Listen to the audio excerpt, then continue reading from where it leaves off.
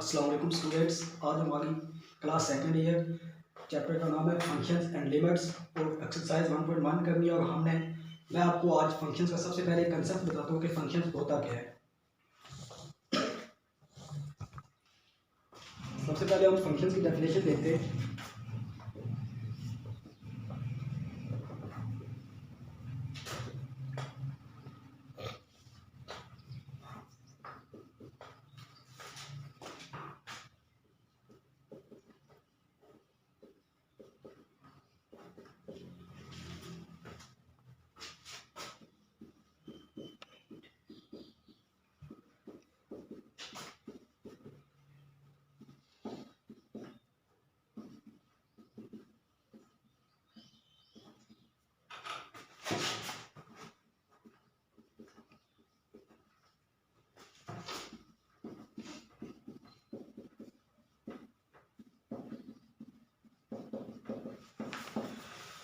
अब देखेंगे स्टूडेंट के फंक्शन हमारे पास एक रूल है which assign that each element of X का हर element and unique element of Y.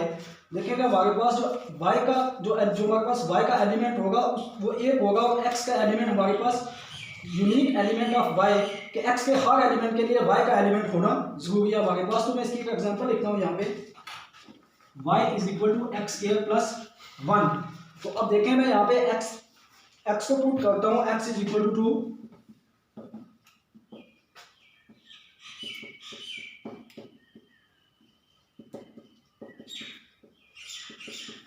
तो हमारे पास आया y is equal to 5। x की एक वैल्यू के लिए हमारे पास y की एक ही वैल्यू आई है y इज इक्वल टू 5।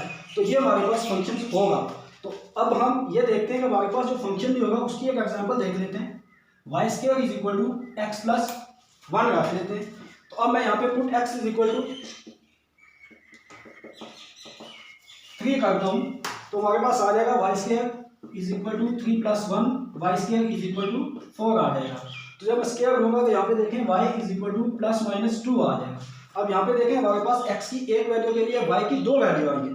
तो मतलब ये कि हमारे पास ये फंक्शन नहीं है। इसका मतलब ये कि हमारे पास यहाँ पे डोमेन रिपीट हो गई है। डोमेन से बड़ा जो हमारे पास ऑर्डर पेयर के अंदर पहला एलिमेंट होता है वो डोमेन होती है और जो सेकंड एलिमेंट होता है वो रेंज होती है। तो अगर मैं इस सेट को लिखूं तो ये मेरे पास होगा 2 और 5। तो अगर मैं जो फंक्शन नहीं है इसको ऑर्डर पेयर में लिखूंगा तो एक होगा 3 2 और दूसरा होगा 3 और माइनस 2। तो अब यहाँ पे देखें हमारे पास यहाँ पे डोमेन रिपीट हो रही है 3 2 टाइम आया है। तो अब आगे देखते हैं डोमेन और रेंज क्या होता है हमारे पास।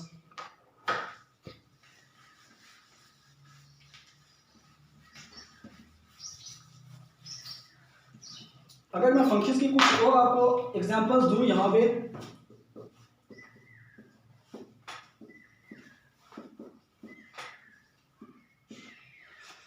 अब देखें हम देखेंगे कि ये फंक्शन है या नहीं है।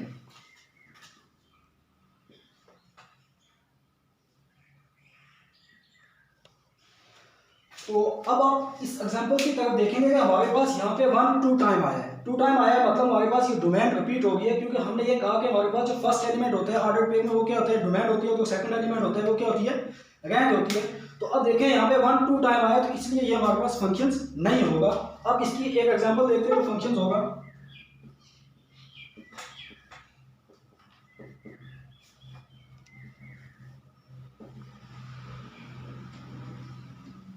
अब ये देखें हमारे पास ये भी फंक्शंस की एक एग्जांपल है और ये फंक्शन है क्यों है क्योंकि देखें हमारे पास डोमेन तो रिपीट नहीं होगी लेकिन x का हर एलिमेंट एग्जिस्ट कर रहा है y के एलिमेंट के साथ। लेकिन अगर हमारे पास रेंज का कोई एलिमेंट बच जाए तो इससे फर्क नहीं पड़ता, ये भी फंक्शन होगा हमारे पास। अब हम बात करते हैं डोमेन और रेंज की।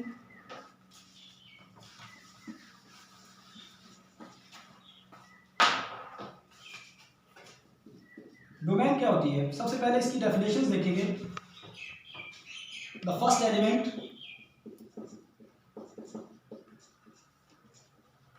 of order pair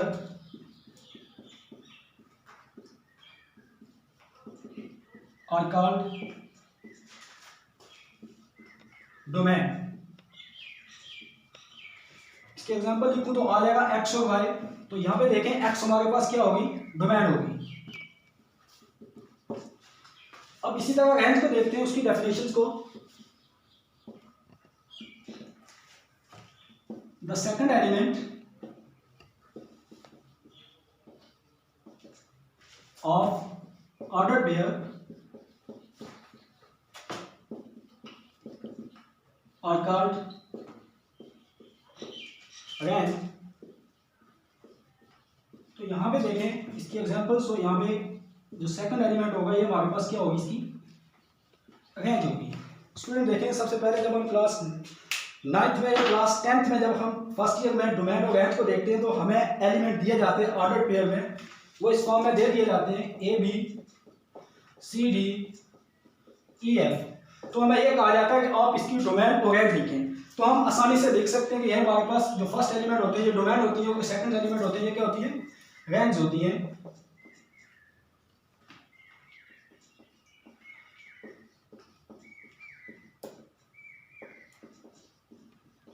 लेकिन यहाँ पे कुछ अलग सी चीज़ें सेकंड ईयर में, यहाँ पे हमें डोमेन और रेंज निकालना पड़ता है। हमें सबसे पहले डोमेन होती क्या है, जैसे आप देखें फंक्शंस एक मशीन है, अगर हम इसे कुछ चीज़ इनपुट देते तो वो हमें उसके बदले में आउटपुट देती है। अब रोज़मर्रा ज़िंदगी से भी कोई भी एग्जांपल ले सकते हैं इसके बारे में। तो अब देखते हैं कि हमारे पास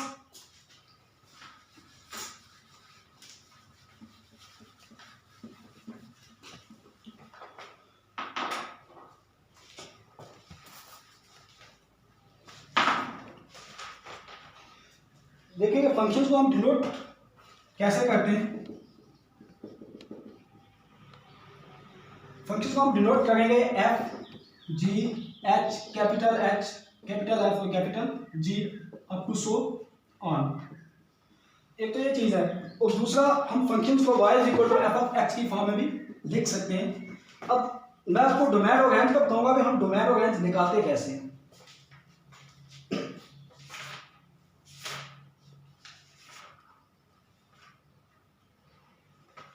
कोई भी फंक्शन ले लेते हैं हम डोमेन निकालने के लिए। जैसे मैं निकालता हूँ domain y is equal to x square, मैं इसकी डोमेन निकालना चाहता हूँ। तो अब देखें वैल्यू में पुट करते हैं, हम कुछ भी वैल्यू हम पुट करते हैं, 0 से माइनस इन्फिनिटी से पॉजिटिव इन्फिनिटी तक कोई भी रियल नंबर हम पुट करते हैं, उसके बाद बताते हैं कि क्या इसकी डोमेन क्या हो, इसकी रेंज क्या है। तो मैं यहाँ से सबसे पहले 0 पुट करता हूँ,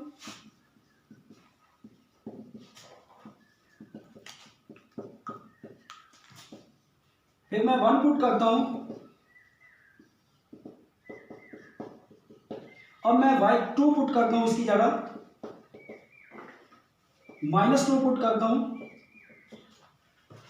यहां पे y is equal to -1 put करते हैं।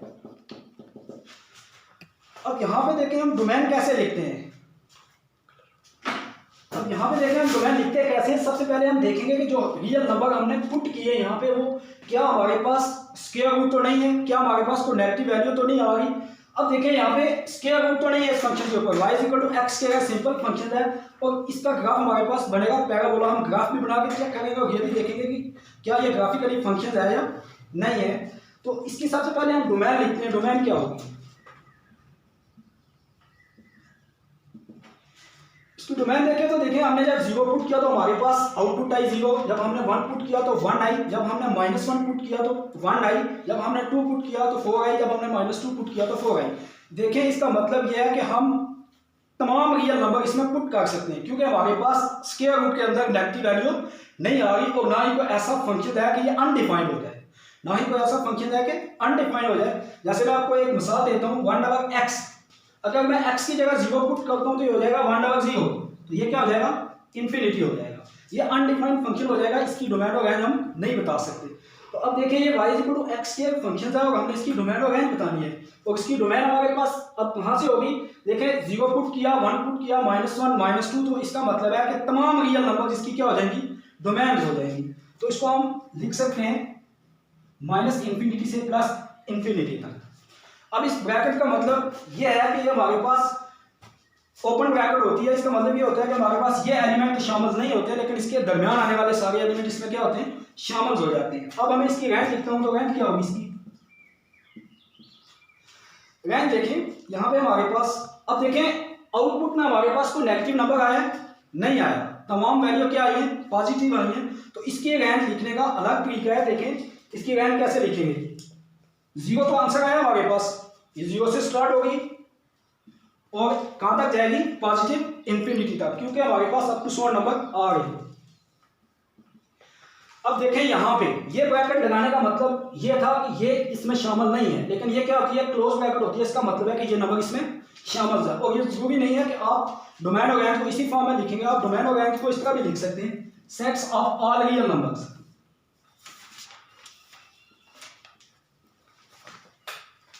ये तरीका भी होता है इनको लिखने का।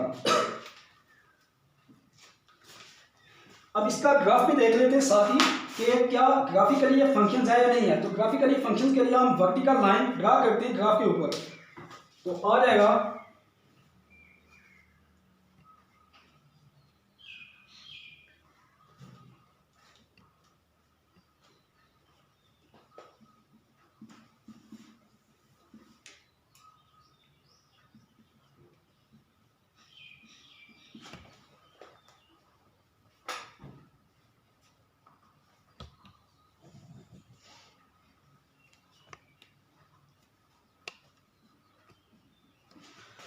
अब देखें हमारे पास सबसे पहले हम इसको ऑर्डर पेयर की फॉर्म में लिखते हैं। जब हमने 0 पुट किया तो हमारे पास ये आ जाएगा 0, y की वैल्यू भी क्या आ जाएगी 0।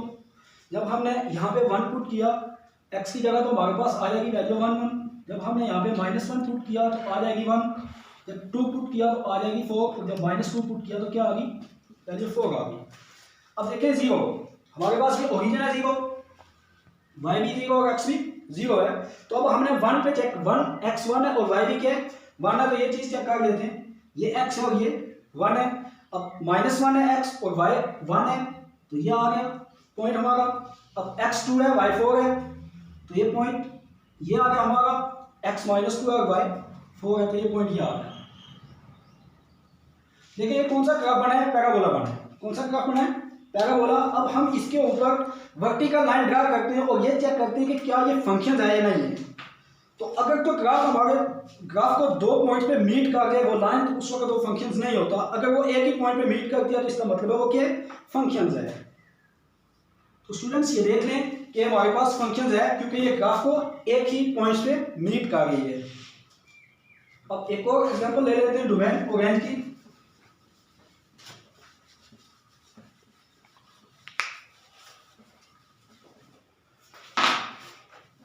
y is equal to √x² - 9। ये एग्जांपल ले लेते हैं क्योंकि इसके ऊपर स्क्वायर रूट आ गया। सबसे पहले मैंने जो बताया वो फंक्शन सिंपल फंक्शन था और उसकी डोमेन और रेंज हम बता सकते हैं।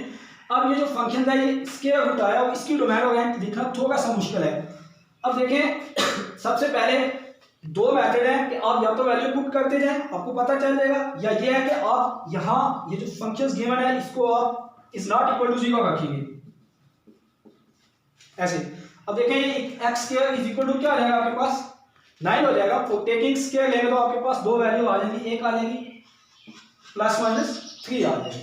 देखें अब ये 2 वैल्यू यहां से आगे अब हमने चलना है। अगर हम यहाँ पे वैल्यू पुट करते हैं तो अगर पुट करके वैल्यू चेक करते हैं तो फिर भी देख लें 0 -9 तो आपके पास आ जाएगा -3 आयोटा आ जाएगा। इसके बाद आप 1 पुट करते हैं तो फिर भी आपके पास ये नेगेटिव ही नंबर आएंगे, √8 आयोटा आ जाएगा। तो यहाँ पे डोमेन और रेंज में इमेजिनरी नंबर शामिल नहीं होते। तो हमें इस फंक्शन की डोमेन और रेंज बतानी है, तो ये 3 से स्टार्ट होगी आगे। देख लें 3 का स्क्वायर। तो अब हम इसकी डोमेन और रेंज लिख क्या सकते हैं, लिखेंगे कैसे इसकी डोमेन।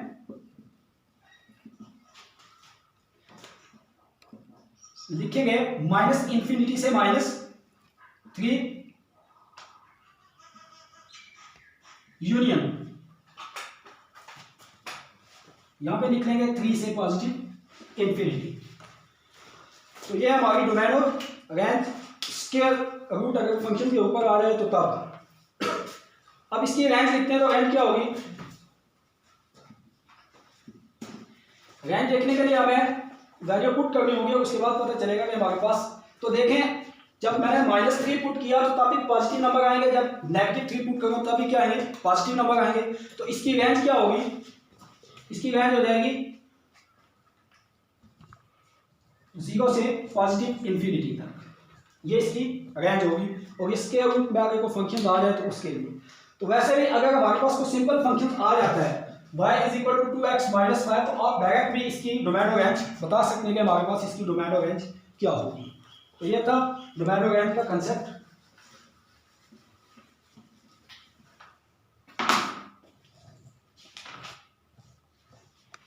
अब टाइप्स ऑफ फंक्शंस क्या होती है?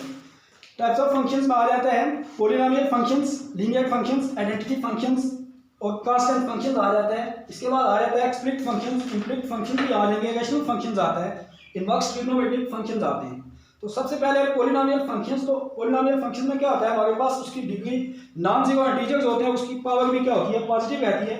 लीनियर फंक्शंस में क्या होता है, सबसे पहले हम ये कहते हैं कि लीनियर होता क्या है, लीनियर होता क्या है, तो लीनियर फंक्शंस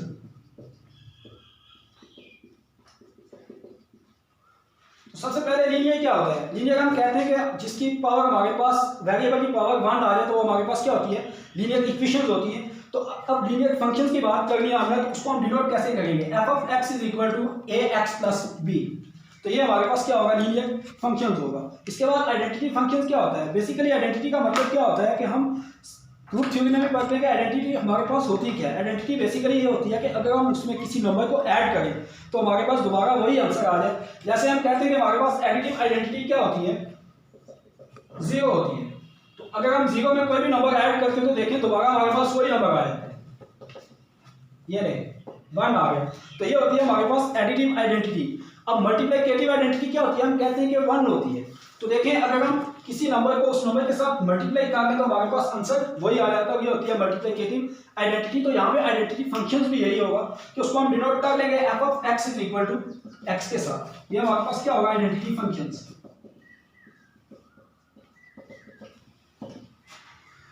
इसके बाद आ जाता है कांस्टेंट फंक्शंस। तो कांस्टेंट का आपको पता है कि कांस्टेंट क्या होता है, रेशनल फंक्शंस। रेशनल फंक्शन क्या होता है, सबसे पहले हम बात करते हैं रेशनल नंबर की। तो रेशनल नंबर को हम कैसे लिखते हैं, रेशनल फंक्शंस। तो सबसे पहले रेशनल नंबर क्या होता है, रेशनल नंबर हम कहते हैं कि हम उसको लिखते हैं पी ओवर क्यू की फॉर्म में। लेकिन यहाँ पे रेशनल फंक्शंस ये होगा कि हम उसको लिख लेंगे P into x over Q into x की फॉर्म में। तो ये होता है हमारे पास रेशनल फंक्शंस होता है। स्टूडेंट्स अब चलते हैं एक्सरसाइज की तरफ।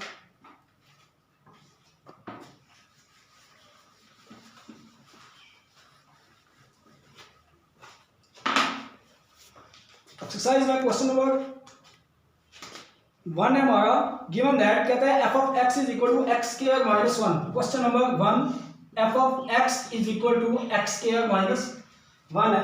तो हमें कहता है कि आपने फाइंड क्या करना है, एफ ऑफ माइनस 2 फाइंड करना है। इसका पार्ट 1 है, कहता है आपने फाइंड क्या करना है, एफ ऑफ माइनस 2 फाइंड करना है। तो देखें सबसे पहले हम लिखते हैं सॉल्यूशंस, सॉल्यूशन लिखेंगे। उसके बाद हम जो चीज गिवन है वो लिखते हैं। गिवन में हमारे पास लिखेंगे given that f of x is equal to x square minus 1। अब हमने फाइंड क्या करना है, एफ ऑफ माइनस 2। तो लिखेंगे to find f of minus 2। तो अब हम इसको सॉल्व करते हैं तो आ जाएगा एफ। अब देखें हमारे पास F of x is equal to x square minus 1 है। तो अब ये माइनस 2 बेसिकली हमने एक्स की जगह इसको क्या करना है, रिप्लेस करना है, रिप्लेसिंग बाई एक्स।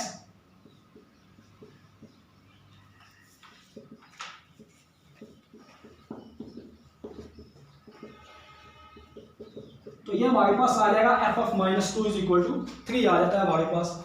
ये हमारे पास इसका पार्ट फर्स्ट। अब हम इसका पार्ट 4 करेंगे और पार्ट बी है इसका वो भी देखेंगे। पार्ट बी में हमारे पास गिवन है f of x is equal to under root x plus 4। और यहां पे हमने फाइंड क्या करना है, फाइंड हमने करना है एक्स स्क्वायर प्लस 4। ये पार्ट 4 है। तो हमें फाइंड करना है एक्स स्क्वायर प्लस 4। तो अब देखें उसी तरह सबसे पहले हम लिख लेंगे गिवन दैट हमारे पास गिवन है f of x is equal to under root x plus 4। इसके बाद हम लिखेंगे, इसके बाद हम लिख लेंगे यहाँ पे जो चीज फाइंड करनी है हमने, to find F into x square plus 4 value put करते हैं, f इंटू एक्स की जगह हम रिप्लेस कर लेंगे x square plus 4 is equal to x square plus 4 के हमारे पास आ जाएगा अंडर एक्स स्क्वायर प्लस 8। तो ये चीज़ हमने फाइंड करनी थी इस क्वेश्चन में। अब इसी एक्सरसाइज का क्वेश्चन नंबर 2 देखेंगे हम।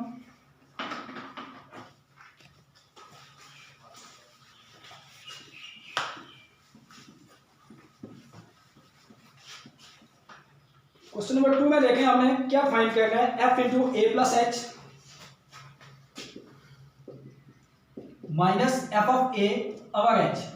ये चीज हमने क्या करनी है, यहाँ पे फाइंड करनी है। फंक्शन हमारे पास गिवन होगा, फंक्शन हमारे पास होगा f of x is equal, इसका पार्ट फर्स्ट देखेंगे, f of x is equal to 6x minus 9। अब फंक्शन हमारे पास गिवन है और हमने फाइंड क्या करना है, F into A plus H minus F of A over H. तो लिखूंगा सॉल्यूशंस, इसके बाद जो चीज गिवन है वो लिखें, f of x is equal to 6x minus 9। अब हमने फाइंड जो चीज करनी है वो लिखेंगे, to find f into A plus H minus F of A over h. हमें ये चीज क्या करनी है, फाइंड करनी है। तो अब देखें, सबसे पहले एफ ऑफ एक्स हमें सबसे पहले चाहिए F of A plus H, F into A plus H हमें चाहिए यहाँ पे। तो मैं लिखूंगा F into A plus H is equal to, इस फंक्शन में हम पुट करेंगे value F into A plus H is equal to 6 into A plus H minus 9। तो यह आ जाएगा 6a plus 6h minus 9 F into ए प्लस एच। और दूसरी चीज हमें चाहिए एफ ऑफ ए। अब एफ ऑफ ए हम निकालेंगे यहाँ से, तो हमारे पास आ जाएगा f of a is equal to 6a minus 9। अब ये दोनों values f of A plus H और एफ ऑफ ए दोनों की वैल्यू हम इस इक्वेशन में पुट करते हैं, तो हमारे पास आ जाएगा 6a plus 6h minus 9 minus है। तो माइनस के बाद स्टूडेंट ब्रैकेट जरूर लगाते हैं, क्योंकि स्टूडेंट अक्सर भूल जाते हैं और यहाँ पे प्लस और माइनस की गलती कर देते हैं। तो मैं यहाँ पे लिखूंगा 6a माइनस 9 अवर एच। देखें, अगर मैं ये ब्रैकेट नहीं लगाऊंगा इसका मतलब है कि मेरा क्वेश्चन गलत हो जाएगा।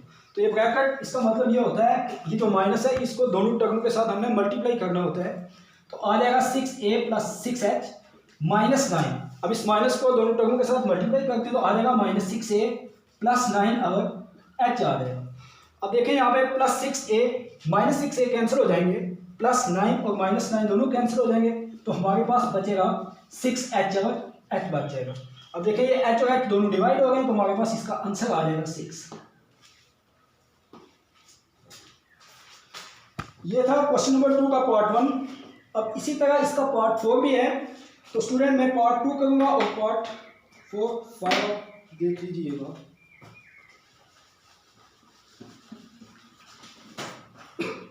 पार्ट 2 है हमारे पास F of x is equal to sine x.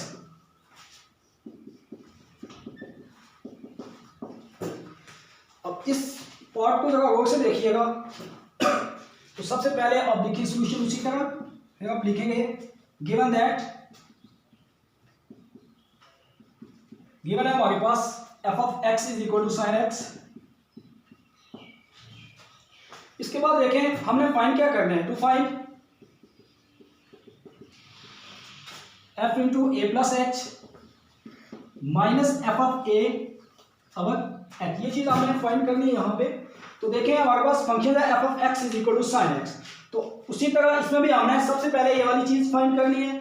तो हम x की जगह a प्लस एच को रिप्लेस करते हैं, तो हमारे पास आ जाएगा f into A plus H is equal to sine into A plus H आ जाएगा। यहाँ पे हमारे पास